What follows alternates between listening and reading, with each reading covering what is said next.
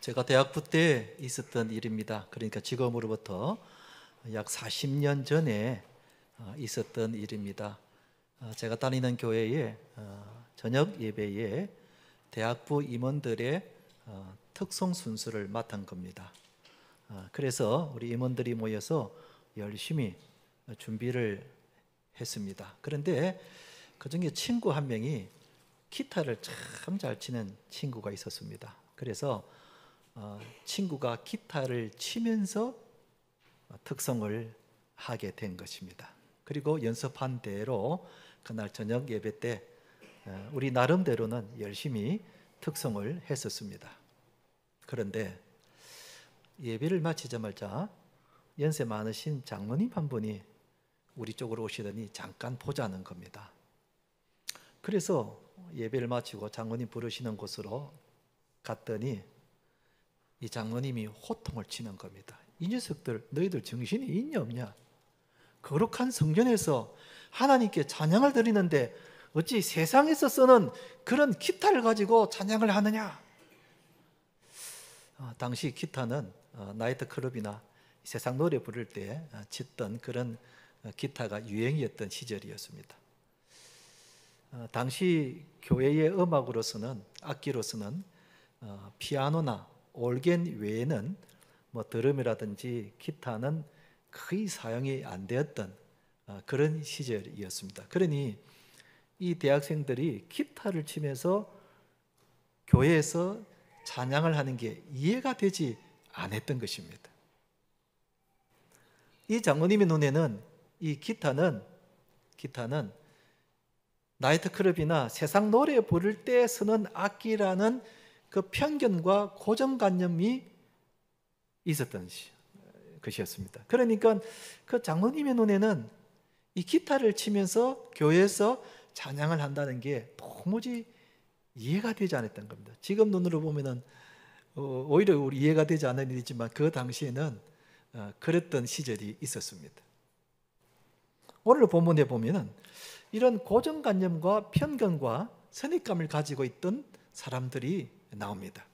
유대인들이 그랬고 심지어는 예수님의 제자인 베드로도 이런 편견을 가지고 있었습니다.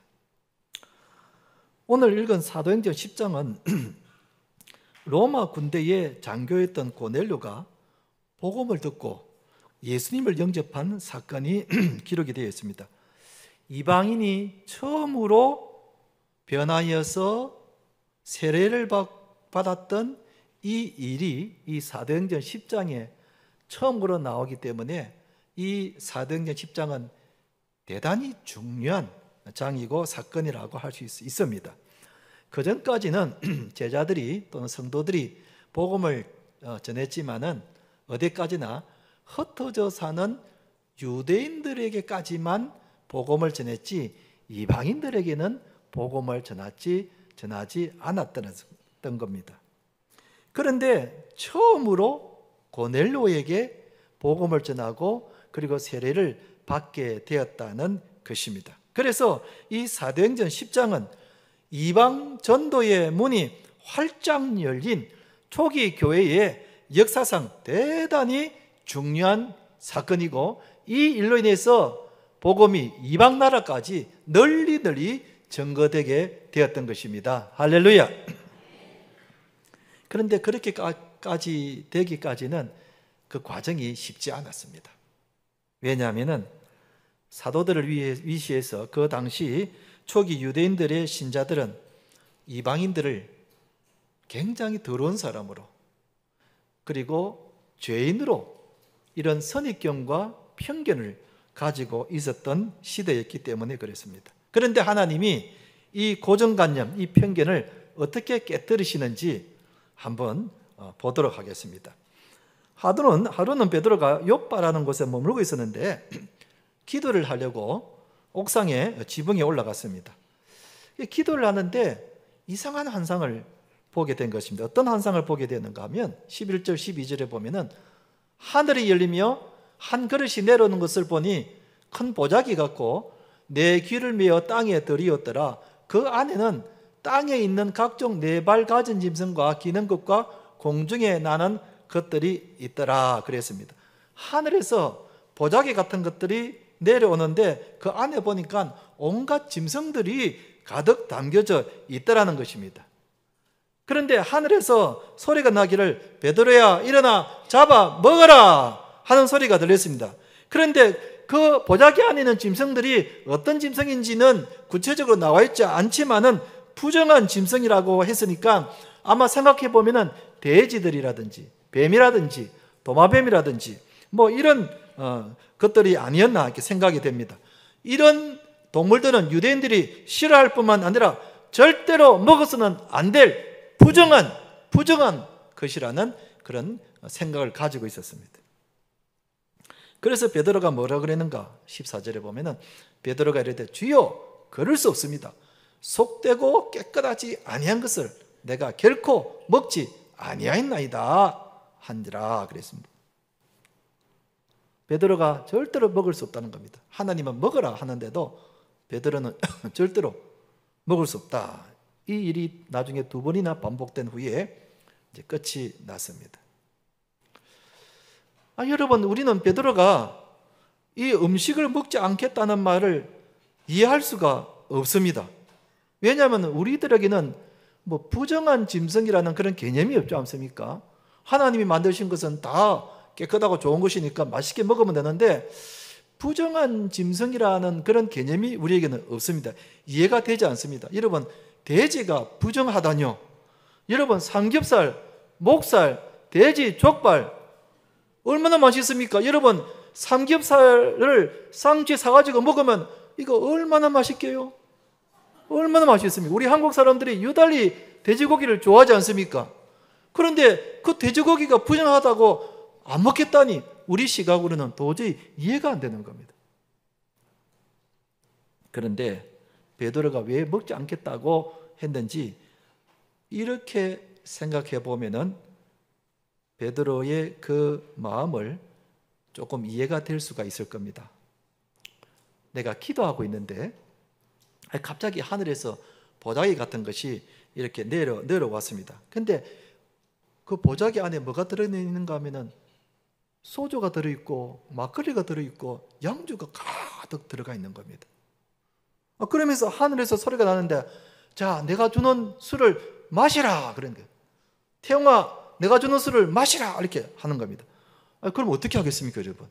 이야, 이거 웬 떡이야 하고 마시는 사람이 있는지 모르겠습니다만 대부분의 신자들은 깜짝 놀라겠죠. 기절초풍하겠죠. 아니, 하나님, 나는 교회 다니는 신자입니다. 나는 지금까지 소주나 양주 이런 걸 마신 적이 없습니다.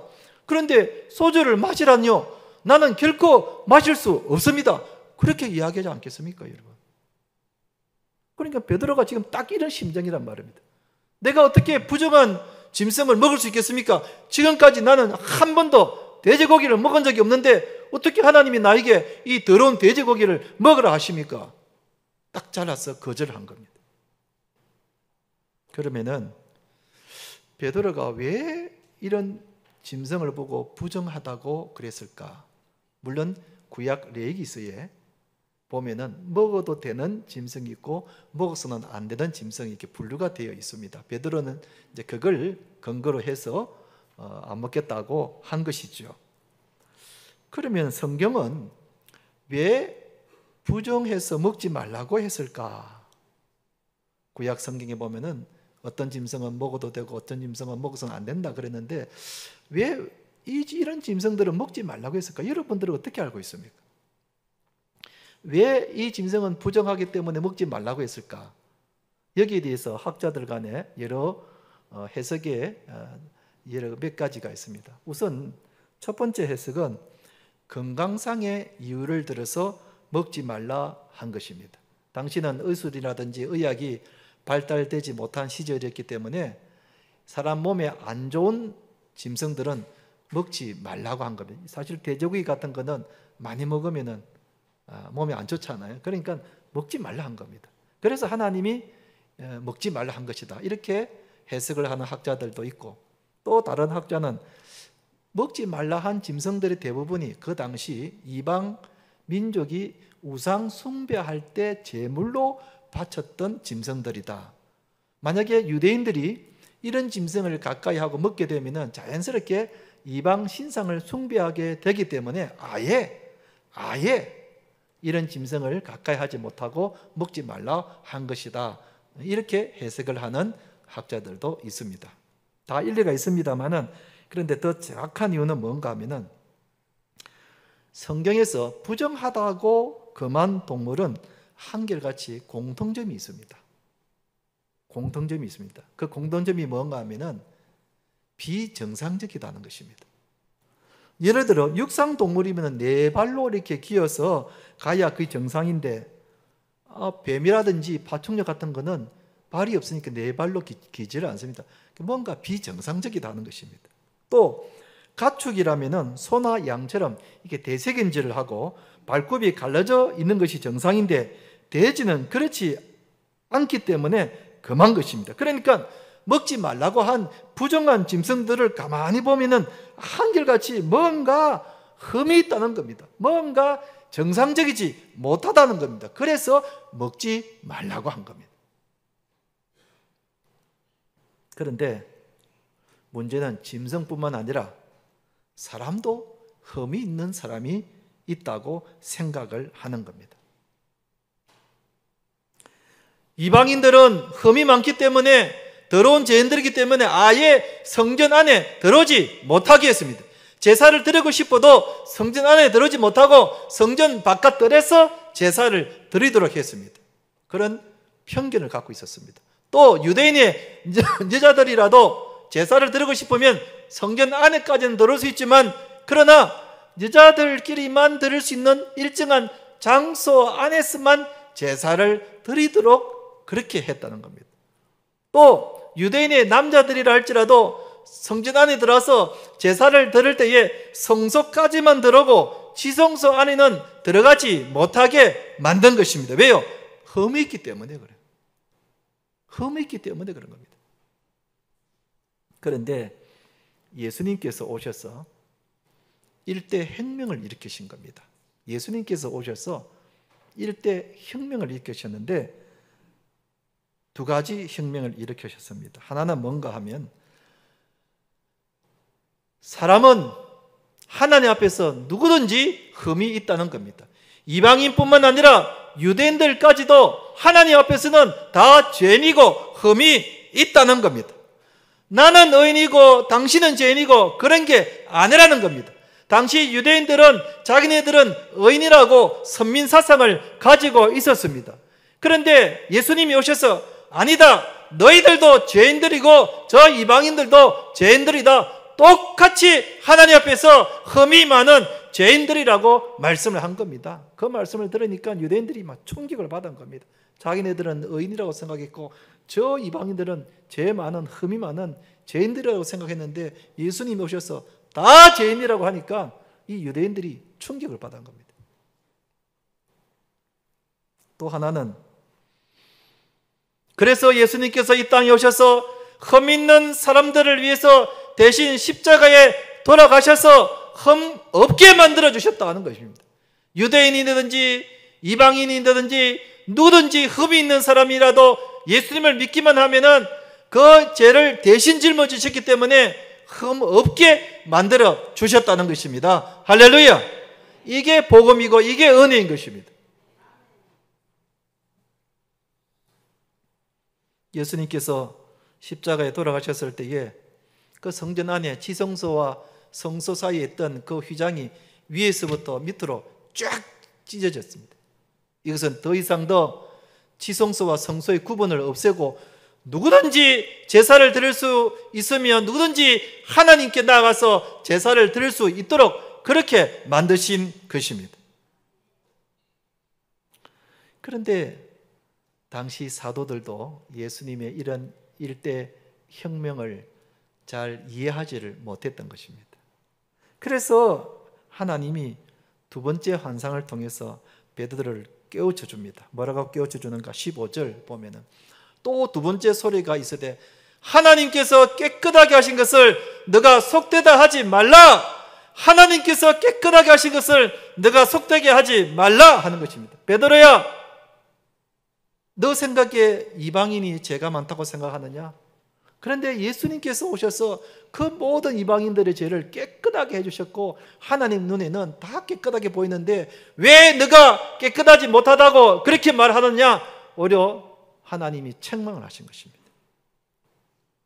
그러자 베드로가 그때서야 깨닫게 되었습니다.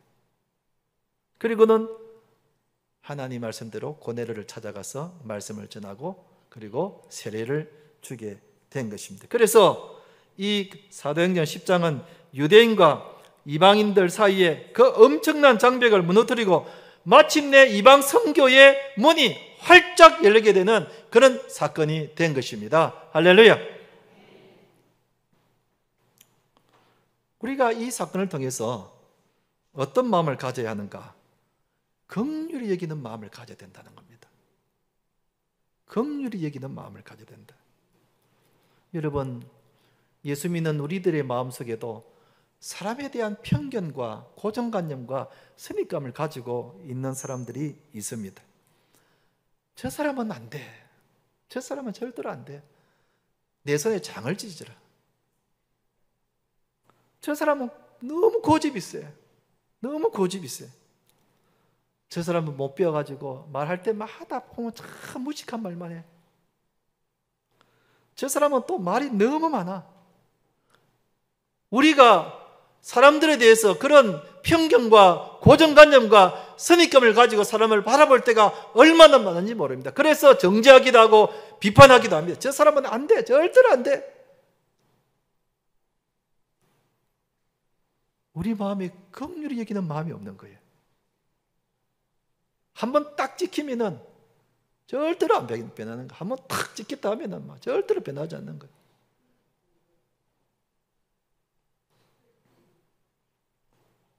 미국 흑인 지도자 제시 잭슨 목사님이라고 있습니다.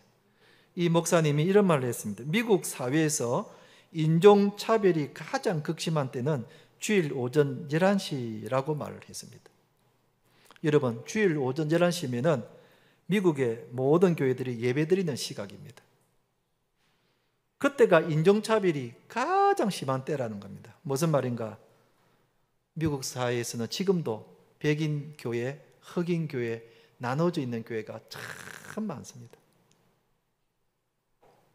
교회 안에서도 예수를 믿으면서도 눈에 보이지 않는 차별이 극심하다는 겁니다. 흑인들이 감히 백인들만 드리는 교회에 들어갈 수가 없는 겁니다. 세상보다도 교회 안이 더 차별이 심하고 편견과 그리고 고정관념이 심하다는 겁니다. 벌써 20년도 넘은 일입니다. 제가 대학부 부목사 시절에 대학부를 맡고 있었는데 그런데 어느 한 대학생이 예배를 드리러 이제 본당에 들어왔는데 모자를 쓰고 들어온 거예요.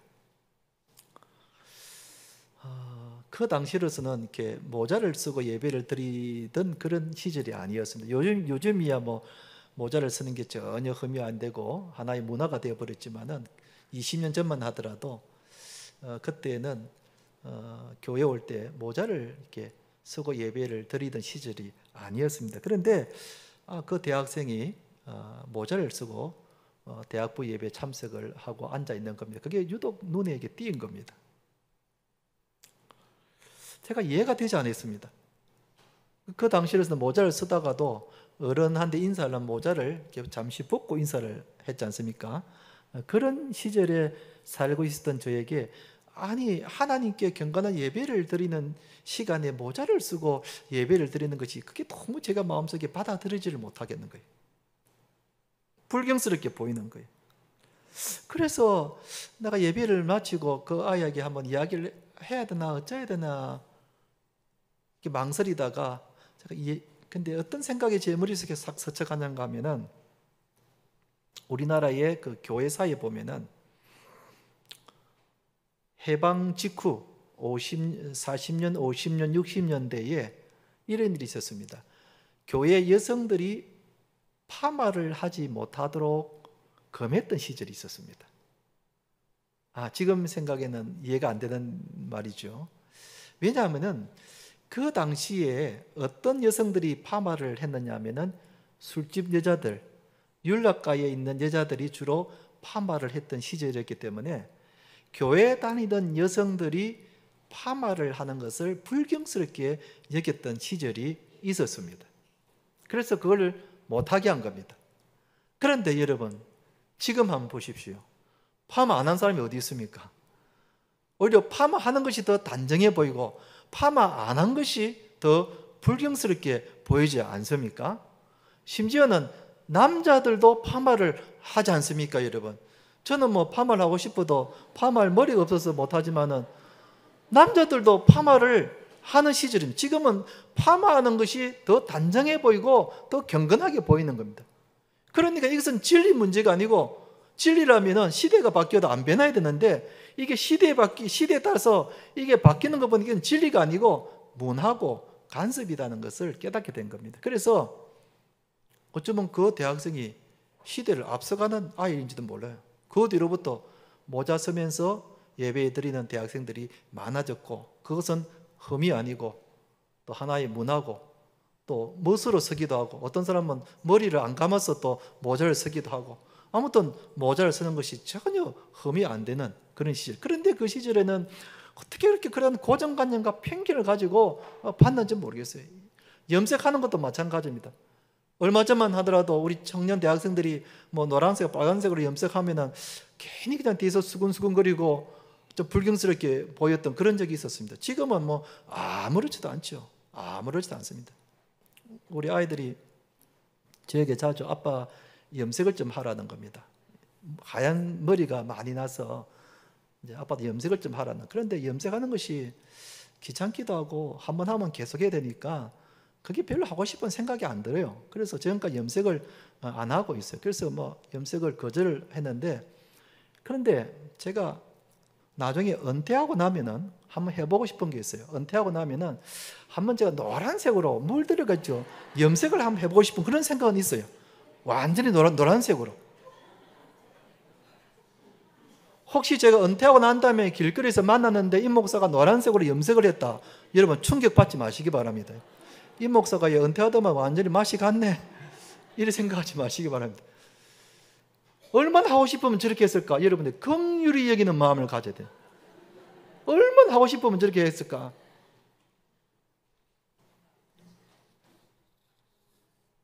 할지 안 할지는 모릅니다. 우리 마음속에 그 사람들에 대한 이런 편견과 고정관념을 가지고 판단하는 경우가 얼마나 많은지 모릅니다. 진리 문제가 아닌데도 내 생각으로 사람을 이리저리 그냥 판단하고 비판하고.